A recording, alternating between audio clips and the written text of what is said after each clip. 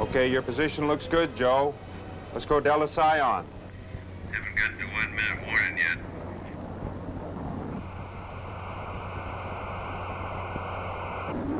One minute. Delta Psi.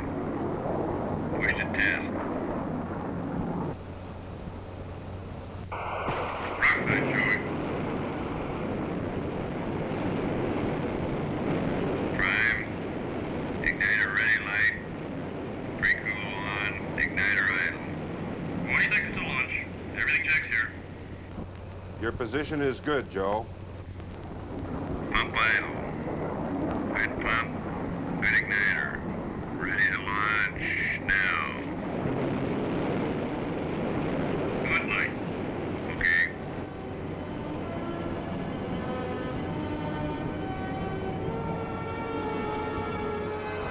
This is the X-15 research aircraft, designed to investigate the problems of manned flight in a near-space environment. Altitudes up to 50 miles, speeds up to Mach 6. High-speed aerodynamics, aerodynamic heating, structural design, aircraft stability, and control in space and re-entry. This was the kind of information it was to provide, and provided it did. Here's the story.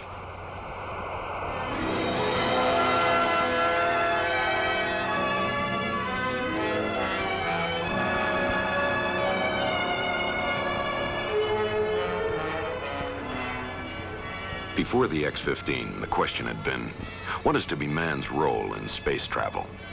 Can he pilot an aircraft out of the Earth's atmosphere, fly it in space, then re-enter the atmosphere and bring it back to a safe landing on Earth?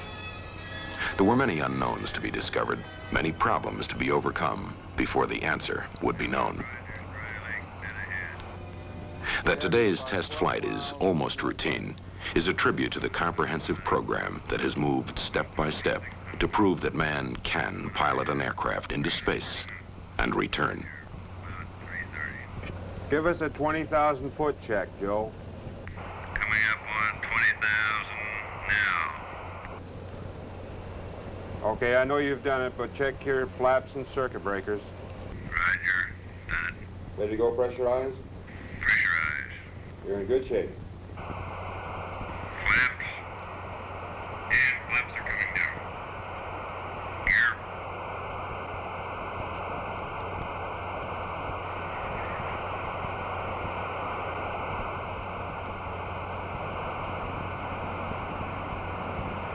Can't seem to get her on the ground.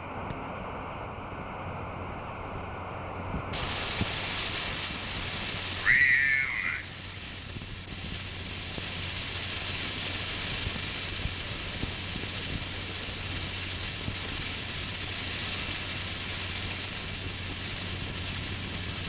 Well, sir, now we're done with the second cross-country. Attaboy. Real good flight, Joe. This is your happy controller going off the air. There have been many men who have helped make the X-15 project a success. One of them is aircraft research engineer Hartley Soule, who was originally in charge of designing and building the X-15 aircraft. Of course, I'm retired now, and the X-15, she's not the queen of the hangar anymore, although she's still hard at work. But I remember years ago, you know, it was long before Sputnik that we decided to build the X-15. This airplane, the first hypersonic aircraft, was going to be our first manned space probe. This was a logical step in the research aircraft program that had begun even before the end of World War II. From the beginning, the research aircraft program was a cooperative affair. The National Advisory Committee for Aeronautics, predecessor to NASA, the aircraft industry, the Air Force, the Navy, working together. Their first effort was directed at breaking the sound barrier. And the aircraft that would do it was the X-1, designed to acquire flight data at the speed of sound.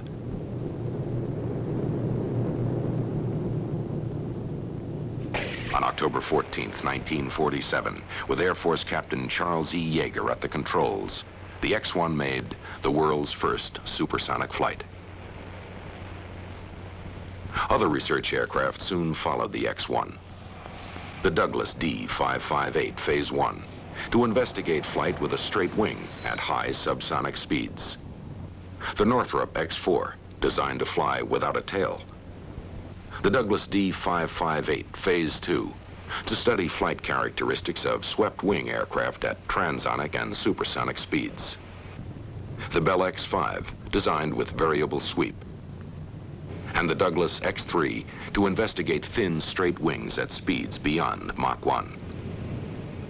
The Bell X-1A, with its increased performance, first of a series of follow-on aircraft to the original X-1. The X-2, another Bell airplane designed to explore aircraft behavior at altitudes above 100,000 feet and Mach 3 speeds. The X-1E and X-1B, both later follow-ons to the X-1.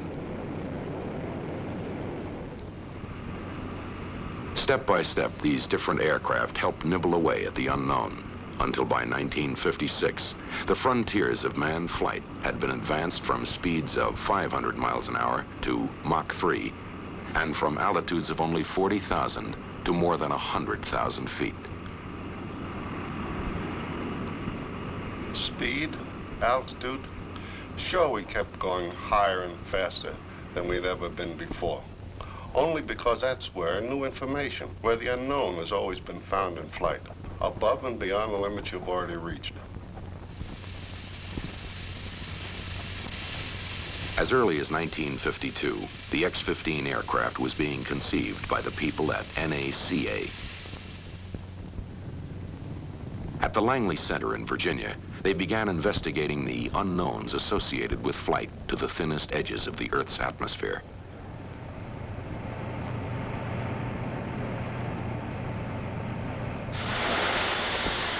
One unknown concerned aerodynamic heating.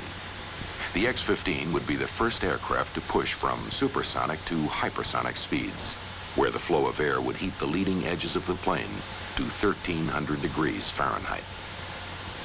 Experiment after experiment was run to see if this extreme temperature would weaken or melt basic materials.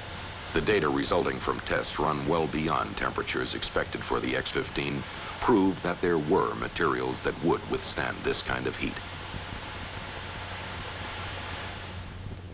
Another problem, after rocket engines shut down, the X-15 would be thrust into a ballistic arc in air so thin that normal aerodynamic control would be impossible. How then could the pilot control the aircraft? The answer? Reaction controls that would allow him to correct roll movement and position the aircraft properly for re-entry through the atmosphere.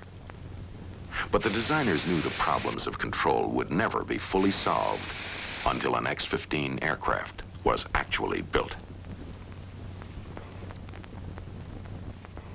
We knew the X-15 would look something like this. We knew that it would be a manned aircraft that would fly more than 4,000 miles an hour and as high as 250,000 feet. We knew that like the X-1, the X-15 would be air-launched and propelled in its flight by a rocket motor, the most powerful engine ever installed in an airplane. Of course, we didn't know what kind of a rocket motor that would prove to be. There'd never been anything like it. Designed for a manned system, the 50,000 pounds of thrust in its single chamber had to be controllable at the pilot's discretion. He had to be able to throttle this engine in flight. This is Harry Cook, program manager for the X-15 rocket engine. The LR99 rocket engine was designed and built for the X-15 by the Reaction Motors Division of the Thiokol Chemical Corporation.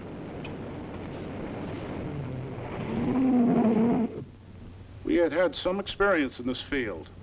Reaction Motors had built power plants for all of the X-1s and for the D-558 Phase 2 aircraft. But those rocket engines we had made for earlier research planes were primitive forerunners of the engine we built for the X-15. 57,000 pounds of thrust with a throttle attached. No engine like this had ever existed before, but Thiokol built one for the X-15.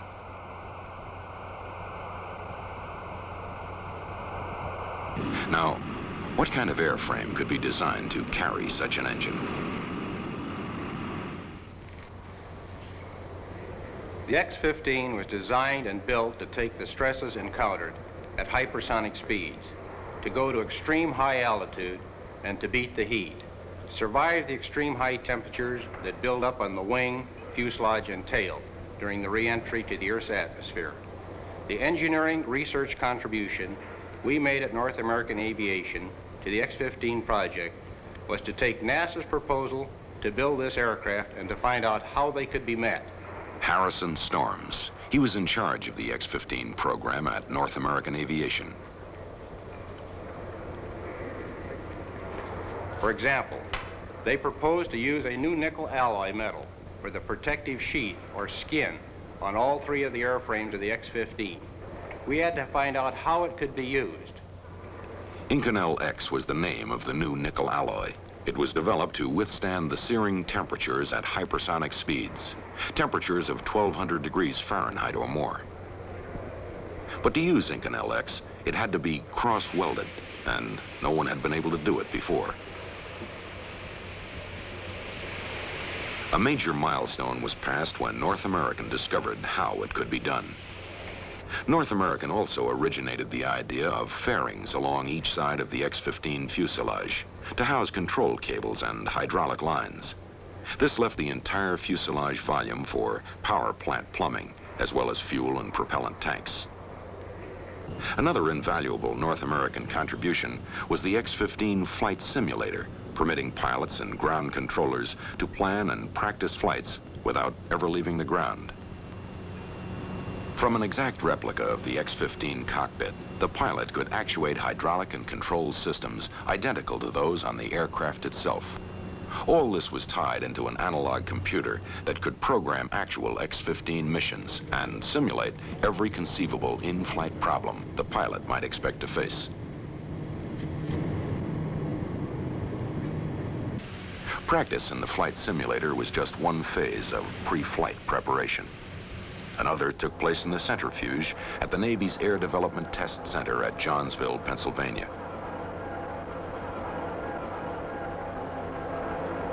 There, pilots learned how to take the heavy G forces they would meet when they flew the X-15 up into space and back down again. Hours of training here, added to hours in the simulator, extended the pre-flight pilot training period into weeks and even months. Then came the dramatic moment. The X-15 and its B-52 launch aircraft were ready. North American test pilot Scott Crossfield was ready. Step by step, the X-15 research project had moved to this important event. Now, the first of 3 X-15s was about to begin a series of test flights. The schedule called for an orderly progression of tests. In the first flights, the X-15 would remain attached to the B-52. Then a glide flight would be tried. Only then would powered flight be attempted.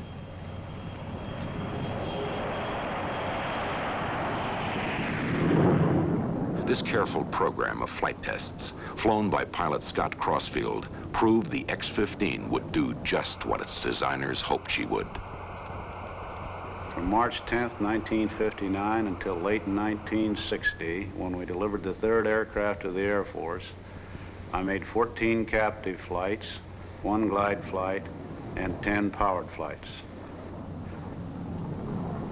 It was all pretty much routine. We, North American that is, went up there to check out the aircraft, to check out the systems, to see how she handled and whether or not she'd meet the specs before we turned her over to the Air Force. But you'll have to go up to NASA's Flight Research Center at Edwards to find out how the actual test programs worked. Edwards Air Force Base in the Mojave Desert in California. This is where the X-15 story comes together. For here is where test flights of all high-speed research aircraft since the X-1 have taken place. Like all the programs conducted here, the X-15 Flight Research Project had a simple basis. A series of progressive steps to higher speeds and to higher altitudes. But each step, each flight itself, had a more immediate purpose than simply to gain more speed or altitude. And each flight was carefully planned to make the most effective use of this aircraft as a research vehicle or tool. Paul Bickle, director of NASA's Flight Research Center. Each flight provided new information or confirmed one tunnel or theoretical data on the characteristics of an airplane performing in a very advanced flight regime. Each flight grew out of one that had already taken place and led to another still to come. But of course, the X-15 flight program really began in the simulator months before the first airplane was delivered to us. Joe Walker, Chief NASA Edwards research pilot, physicist, and pilot of a long list of research aircraft. Practice or planning in a simulator is the beginning of every flight that's ever been made in the X-15. All pilots assigned to the project first become familiar with the handling characteristics and timing of the X-15 on any given mission in the flight simulator. It's been good insurance for all of us. One of the X-15 pilots who has spent many hours in the flight simulator is NASA's Milton Thompson. Here, Thompson flies a practice mission under normal procedure, with pilot engineer John McKay working as his flight planner. In a nearby room where the analog computer is housed, the activity in the cockpit can be monitored on closed-circuit TV. The pilot's control movements and the airplane's simulated response are checked on a plotter by the flight planner, who will monitor the actual flight from the NASA Edwards Control Center on the ground. The pilot's inputs may also be monitored and recorded by other instruments. Variations from the planned mission are then simulated, so the pilot will learn to recognize their effects on the aircraft. For example, he may get a problem involving changes in stability. These changes are fed by the computer to his cockpit instruments. The pilot reads the changes and makes control inputs to bring the aircraft back to normal. His response is monitored and evaluated.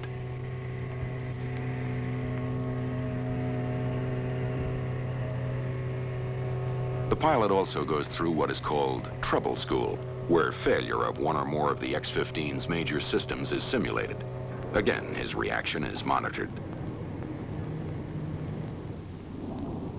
Each pilot gets further practice by making a number of flights in a modified F-104 aircraft. He flies over his upcoming X-15 flight course to establish geographic checkpoints and key altitudes in the landing pattern.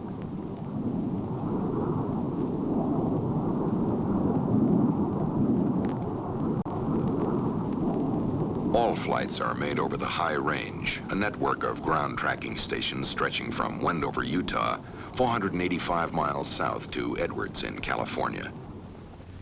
The range consists of a master station at Edwards and radar stations at Ely, Nevada, and at Beatty.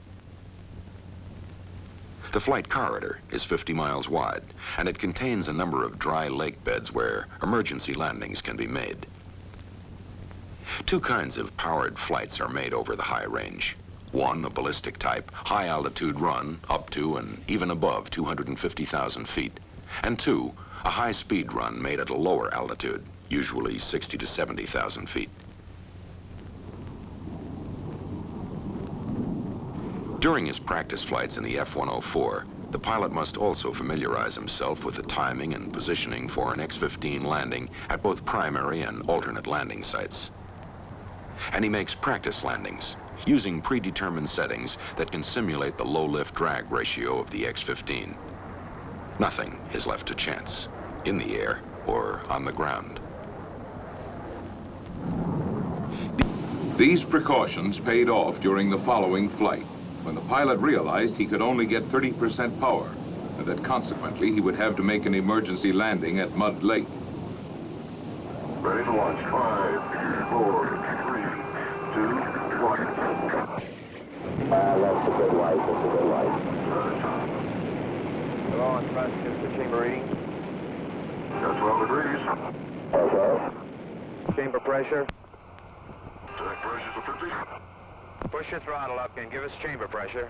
We don't have to first, about 200. Roger, you got full throttle? Upper. You're running at 30%. 30%? How are we doing, Bob? Roger, you're going by Mud Lake. It looks like a landing at Mud Lake. Roger. Looks from the smoke down there like there's a very tiny bit of wind from perhaps south and a little bit east. There's nothing. Wrecked though it seemed to be, both the aircraft and the pilot survived to continue with the program. This was one of only 3 major accidents, all non-fatal, that have occurred in more than 120 flights with the X-15, a remarkable record of reliability. In February 1964, the plane that crashed on Mud Lake only a few months before came rolling out of the North American plant with a new designation, the X-15A2. This modified version was rebuilt for flight to Mach 8 times the speed of sound, where the airflow temperature rises to 2,400 degrees Fahrenheit. The new X-15 had a new heat-resistant protective coating, a new inertial guidance system, a longer fuselage, external tanks to carry more fuel for longer flights, and lengthened landing gear.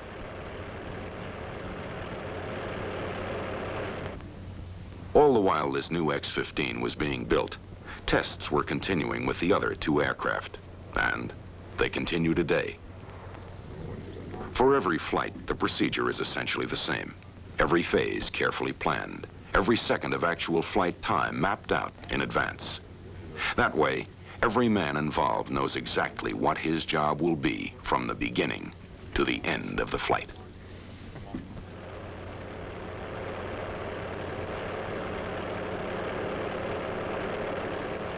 Hours of preparation, weeks of planning, months of study, whole years of research. All this goes with the X-15 each time she leaves the hangar for another flight. For after all, no matter how many flights have been made before, each new test will probe a little deeper into the unknown.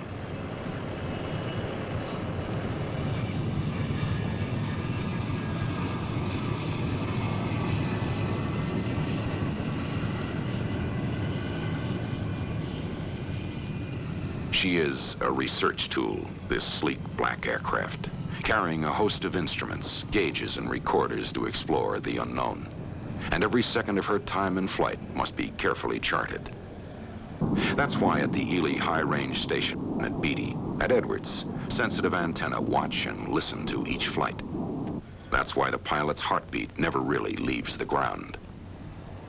And that's why in each control room on the ground, the plotting board is carefully watched for any unplanned deviation, for any unlooked-for change in the pilot's reactions or in the behavior of the aircraft. Position and velocity computers, telemetry receivers and monitors, data receiving and recording equipment, communications receivers and transmitters, they all go into action at the beginning of every flight. In NASA 1, the project men stand by, alert for any possible trouble in the flight, while flight surgeons prepare to watch the pilot's physiological response, his pulse, his body temperature, heart action, respiration rate. All of this will be telemetered to the ground. Then, as always, when time for takeoff draws near, attention focuses on the man chosen to fly the mission. Because of this, the X-15 pilot becomes, in effect, the symbol for the entire research team. The one man who represents all the others who have worked so long and so hard to make the project a success. And it is a proud record of accomplishment they've achieved. They have designed and built an aircraft that could be piloted into space and flown back safely to a controlled landing on Earth. They have accumulated important data on aerodynamic heating at hypersonic speeds. They've learned about stability and control of aircraft during flight in near space and re-entry to the Earth's atmosphere. And perhaps most important of all, they have dramatized the potential of piloted high-performance aircraft in a space environment at a time when much of the world's gaze was turned toward orbital flight.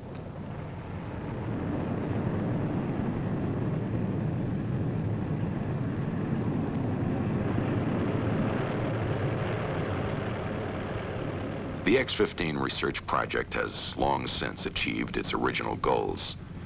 The aircraft has been flown successfully more than 120 times, and although setting new records wasn't its purpose, it has set a few along the way.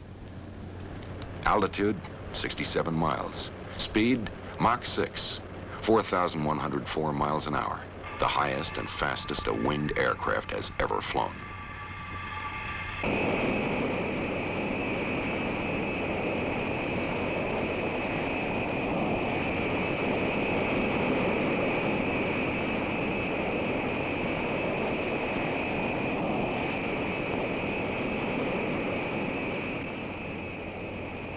Today, the X-15 moves on to further accomplishment. But now the Thoroughbred has become a workhorse, carrying a heavy payload of instruments, undertaking studies of the near-space environment possible before only with unmanned satellite and rocket-borne probes.